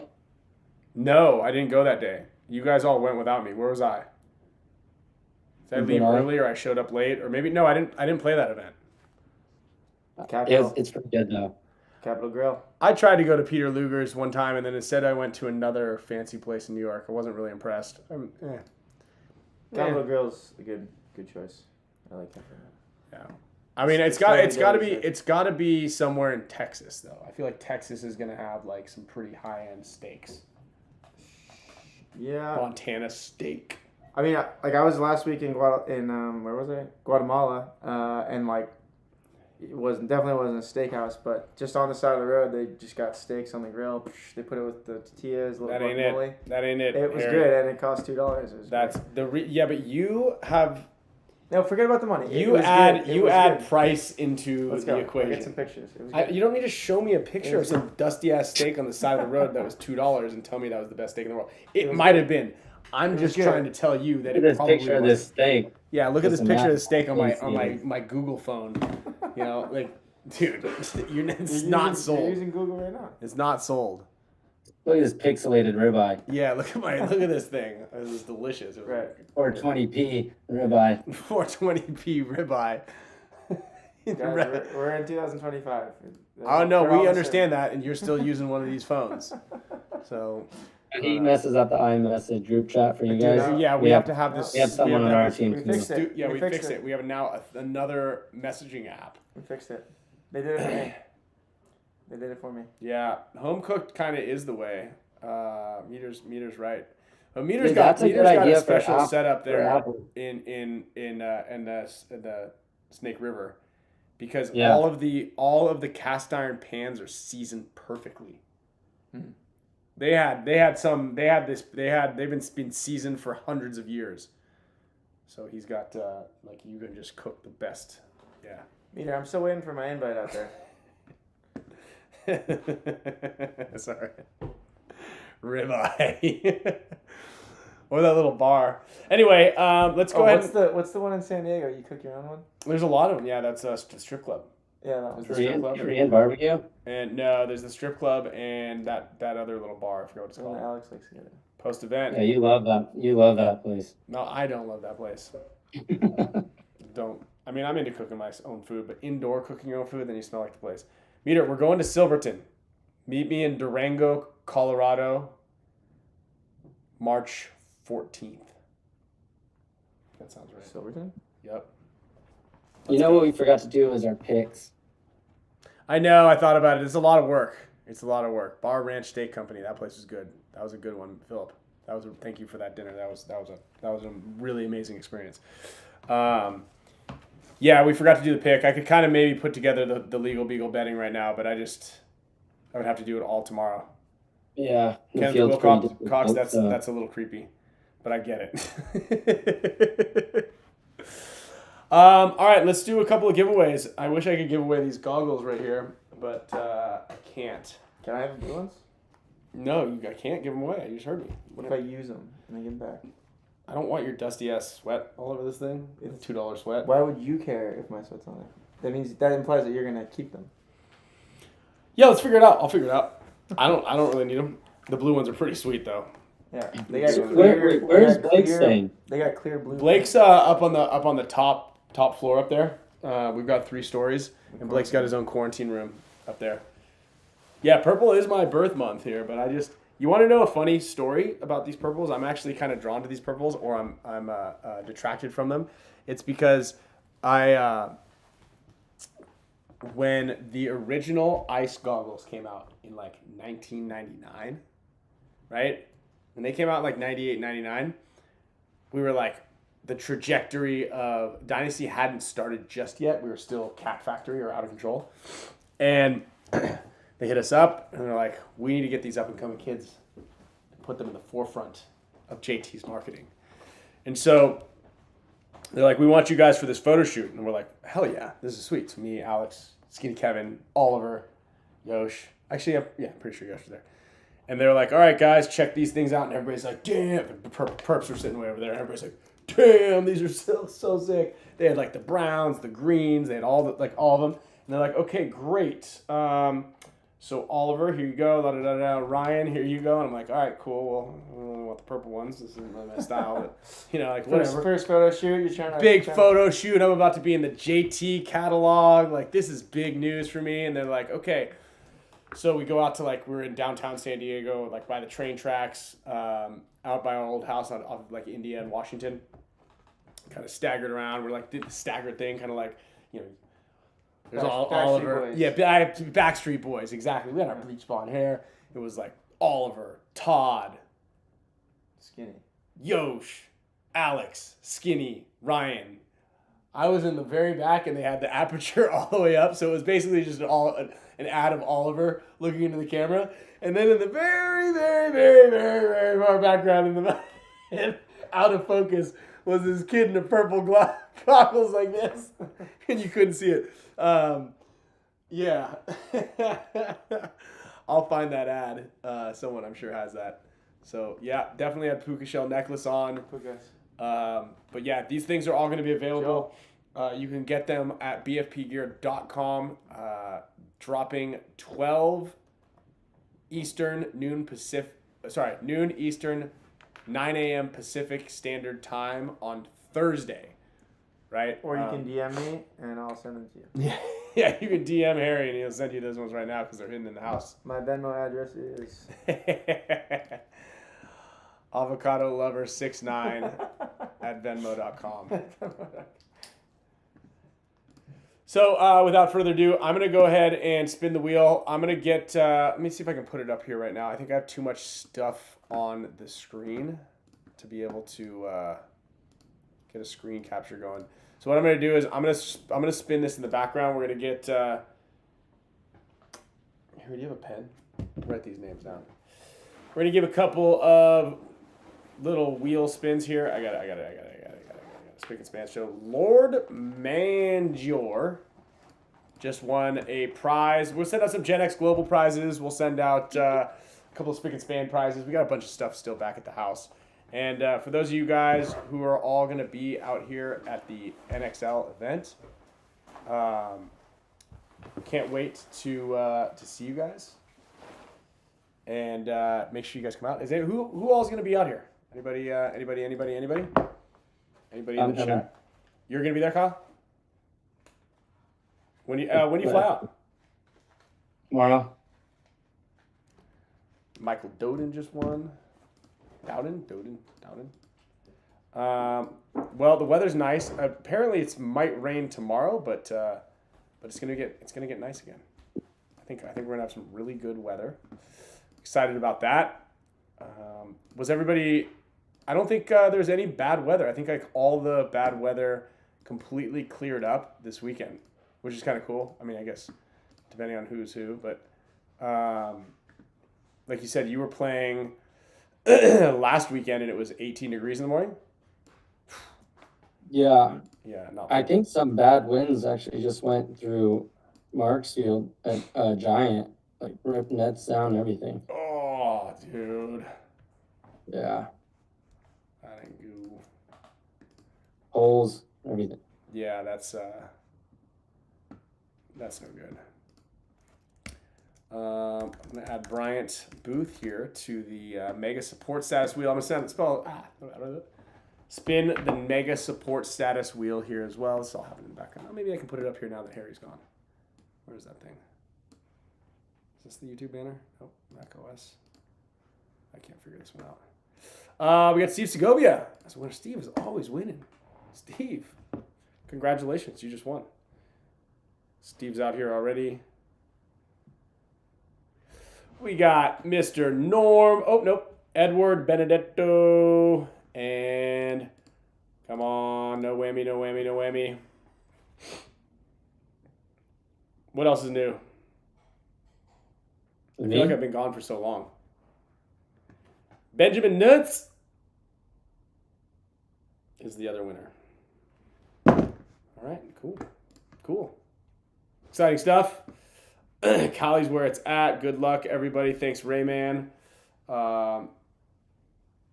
Yeah, Thursday is supposed to be a big storm in the Big Bear area in California. So, when's the fam coming out? dude, they're flying out tomorrow. They're flying out tomorrow. Camille is a trooper. She's flying out with the boys. And I was thinking you should have told me. Because I could have had Marissa come and help her. What I should have done is I should have put him on your flight, and then No. you could have held one of the boys on the flight out here. Yeah, I don't know if that. I had like a bunch of luggage and stuff that. Uncle Kyle, or you could have sat next to Sloan the whole time. Yeah. That would be easier. Dude, she crushes. Yeah. All right. I know you. I wouldn't mind that. I don't. I want to allow babies. They just squirm a lot. It's just like a lot of movement. Yeah. Actually, I don't know. I flying with two kids and they want to walk now, dude. It's gonna be brutal. So I'm very excited to see her when I get back because or when they land tomorrow because it's gonna be a doozy. Where are they staying? They have an Airbnb. Her and Laura and all them are all staying right down the road. Oops. What's up? Why there's just like no houses or hotels? There are not a lot of. There's no hotels. It's very expensive. Everything out here is very expensive. The apples are expensive. The eggs are expensive. The Airbnbs, the hotels. Spring break, baby. Spring break is a ripper. But yeah, we've been out here for a week. It's a long one. We're Floridians at this point. Yeah. But all right, well, thank you guys all for tuning in. Big shout out to and thank you to Pate Smith Law, Gen X Global, HORMESIS, NECTR, BFPGear.com, Island Designs, Tigerwear, Dynasty, JT. All of you guys for tuning in every single week. Man, this is great. This is a fun episode. A little on the road. Something from Tigerwear. Order it. Before like 10 a.m. tomorrow if you want it to go in the mail. Hold on, Otherwise, I just have that picture. Boom. Tigerwear shirt. And this shirt's gonna go up possibly today. I'm gonna try to put it up tonight. Okay. But it might But be you're gonna make sure that you have a couple of these shirts that you're gonna save, and not bring all of them to the event, or you're gonna bring them all to the event. No, I don't have them here with me. They're being finished and shipped to the event. Okay. Yeah. And, but I can make some more of those. Okay. Sweet. These are really cool shirts. Yeah, I have like sizes small all the way up to 3XL. Yeah. Small to 3XL. 3XL, dude. Yeah. All right. People that like 3XL actually. Yeah. I know some 3XLs. All right, guys. Well, thank you all very much for tuning in. We'll see you guys post-show, post-event, wrap up next Tuesday. Make sure you guys check out KIRGO.com, also MLPBArmory.com. Get your guys cards and make sure you guys are playing some fantasy paintball. And then don't forget, Thursday at noon. And then there's like 10 of these jackets left, maybe less. I actually don't even know the full inventory, but check out dynastypaintball.com. And boom. Where's the button?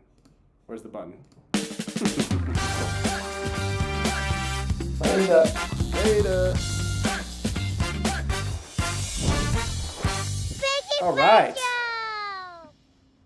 Layout party.